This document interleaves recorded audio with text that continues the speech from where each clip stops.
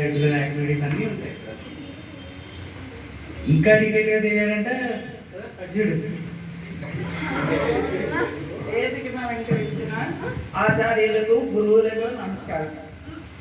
ఈరోజు long term second year విద్యార్థులకు వేడుకలు ఫేర్వెల్ కార్యక్రమానికి స్వాగతం సుస్వాగతం. ఉన్నత ఆశయంలో మీ అందరికీ విద్యాబుద్ధులు నేర్పడం జరిగింది.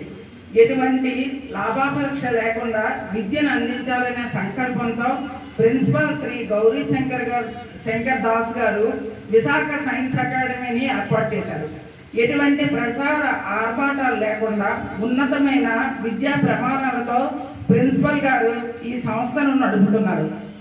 రాష్ట్రీయ స్వయం సేవక సంఘ్ RSS సిద్ధాంతాలను అనుకరిస్తూ క్రమశిక్షణకు ప్రాధాన్యతనిచ్చే గౌరీ శంకర్ సార్ విద్యార్థులకు విద్యతో పాటు వారి ఉజ్వల భవిష్యత్తుకు పునాదులు వేసేందుకు శ్రద్ధ చూపుతారు.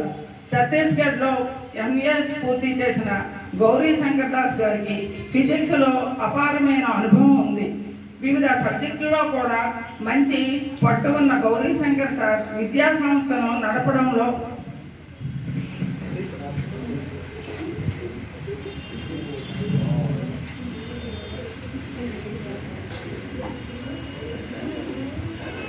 ఒడిదుడుకులు ఎదురవుతున్న అనుభవజ్ఞులైన ఫ్యాకల్టీ ద్వారా తరగతులు నిర్వహించడంలో వెనుకడుగు వేయటం లేదు.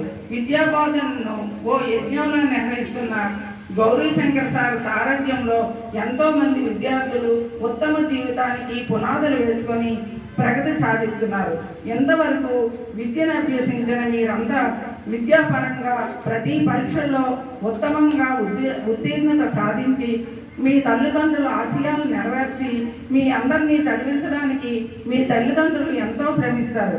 మీపై ఎంతో నమ్మకాన్ని పెట్టుకుంటారు. అందువలన సమయాన్ని వృధా చేయకుండా మీ భవిష్యత్తు బాటలు వేసుకోవాలి. విద్యార్థి దశలో సమయాన్ని వృధా చేస్తే భవిష్యత్తులో ఇబ్బందులు పడాల్సి వస్తుంది. అందువల్ల ఇక్కడ నేర్చుకున్న విద్య ద్వారా ఉత్తమ ఫలితాలు సాధించడం ద్వారా సంస్థలకు పేరు తేవాలని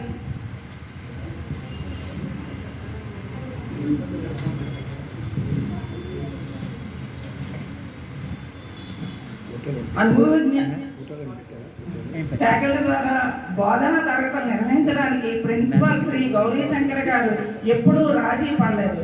ప్రచార ఆర్భాటాలను తగ్గించుకొని ప్రతి విద్యార్థికి నాణ్యమైన విద్యను అందించాలన్నదే ఆయన ఆశయం. సంస్థను నడపడంలో ఆర్థికంగా ఎన్నో ఇబ్బందులు ఉంటాయి. అయినప్పటికీ ఫ్యాకల్టీకి సిబ్బందికి చిరునవ్వుతో జీతాలను సకాలంలో అందించే ఘనత ప్రిన్సిపల్ గౌరీ శంకర్ సార్కే దక్కుతుంది. విద్యను వినిసింపజేయాలనే లక్ష్య సాధనలో విద్యార్థులుగా మీరు భాగస్వాములే.